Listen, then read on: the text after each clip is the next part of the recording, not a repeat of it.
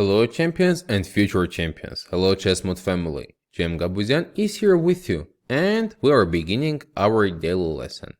Today we are going to continue topic of quarantined pieces. Let me remind you that in last two daily lessons we're having a topic of quarantined rook and knight in quarantine as well.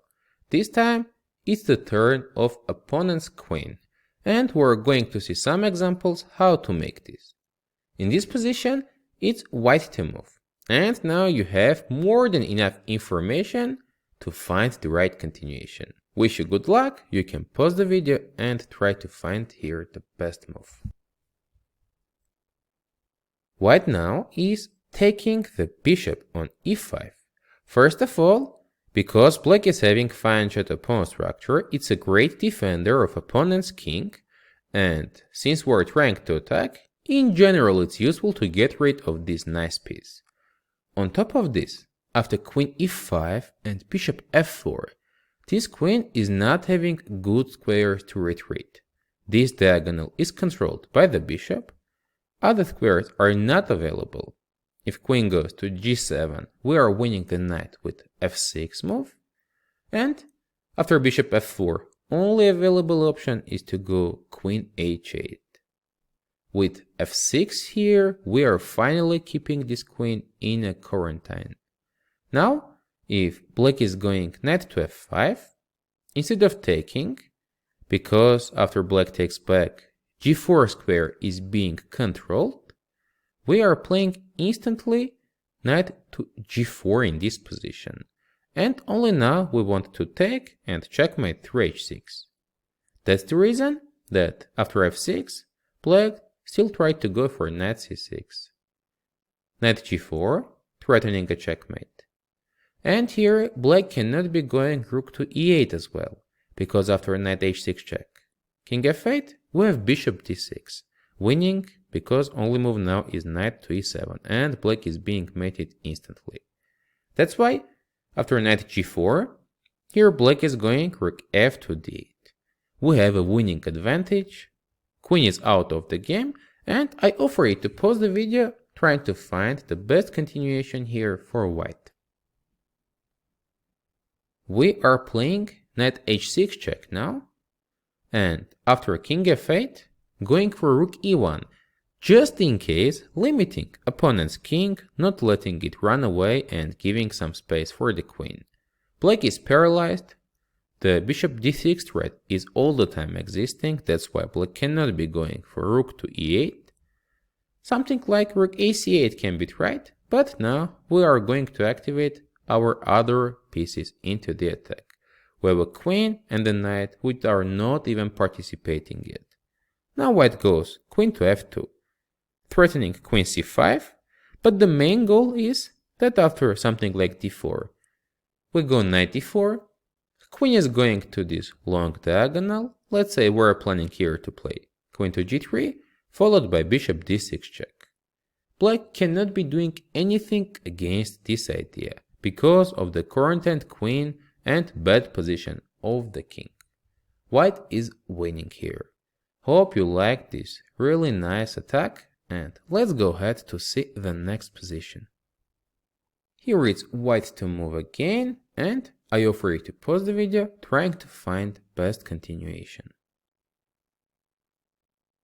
If now we are trying to play rook e4 with an idea to throw this queen back somewhere to d7 and try to bring the rook into a kingside attack, it's not working out at all. After rook e4, black is suddenly getting queen d3 move, trying to exchange the queens, closing long diagonal.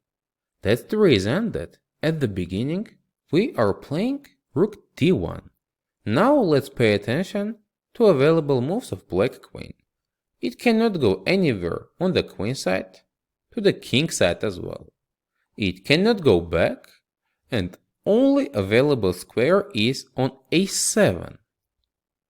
Here white is going to keep this queen on a quarantine, playing c5 move. The thing is, with our pawns we are blocking b5 advancement. Knight on b8 is not developed yet, and this queen cannot find any other ways to to join the game.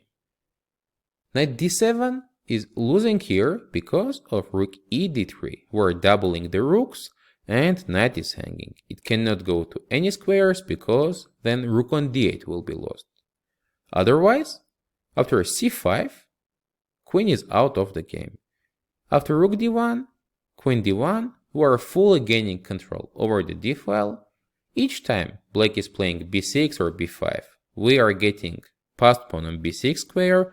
It's not an option as well, and that's why black's position is absolutely hopeless now. White, after some moves, let's say h6, is going to enter the 8th rank and with an extra queen destroy opponent's king's position. Rook d3, rook e8 and rook d8. Black is never having knight d7 move. Takes, and after king h7, we already can allow knight d7 to happen. Because after queen f8 and knight d7, white is winning with bishop e4 check, g6 and queen takes f7, taking the pieces, pawns and mating in a very near future. In this nice way, we are keeping opponent's queen out of the game another time. Let's go ahead and see the next example. Here it's white to move, and right now we're missing an exchange and a pawn as well. But there is a good news also. Black queen is not having many available moves. Here we can attack this queen with rook d2 or rook e5 moves. Only square will be on a8 because queen cannot go to b7, there is going to be c6 threat, and all other squares are covered. My question to you is the following. Which option is working out better for white? Rook d2 or rook to e5? You can pause the video and try to find it. Now, if we are going rook d2, it's working out not so good. The reason is the following. After queen a8 and c6, black can be playing now bishop c6, and when we take back, black is on time to exchange a pair of the rooks with rook d2 and knight d2.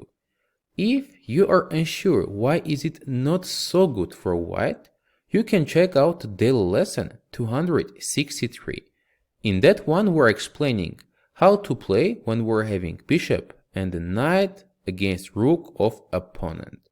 Here black is going queen to d8, putting it on f6, activating and having unclear position, because against our pieces they're having two pawns in addition to rook as well.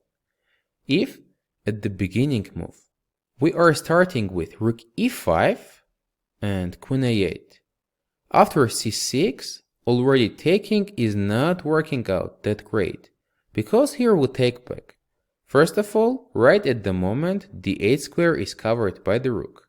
Queen cannot be joining the game instantly. On top of this, rook on e5 is very strong piece now, blocking the pawns, attacking them all the time. In some conditions, we can use it on kingside attack as well. Now we're going to put our knight on d4, sometimes going for b5 square, attacking c7, sometimes it may be going to f3 and join to the pressure on the king side. And for this reason, after c6, taking for black is not working out that well. Bishop c8 is another disastrous option. Now this queen is fully quarantined and we are having an extra one while attacking on opponent's king. White here can be going h4, bring the knight into the game, push the pawn, sometimes play g4. We can be doing whatever we want because basically we're having an extra queen on the board. Because of this reason, beginning with rook e5 is leading to huge advantage of white. Another time, putting opponent's piece in a quarantine. One more time, I'm going to remind you, this is already third daily lesson in this topic. Previously we have seen how to put in a quarantine opponent's knight and the rook. And if you haven't seen them yet, I recommend you to check them out as well. Let's now go ahead to the last position, which will be your homework. In this opposite colored bishop situation, it's white to move. And you can share your thoughts and ideas how to play here in the comments section below. GM Gabuzyan was here with you. Thank you for your subscriptions, likes, and sharing this video with your friends. We appreciate it a lot. See you next time during our next daily lessons.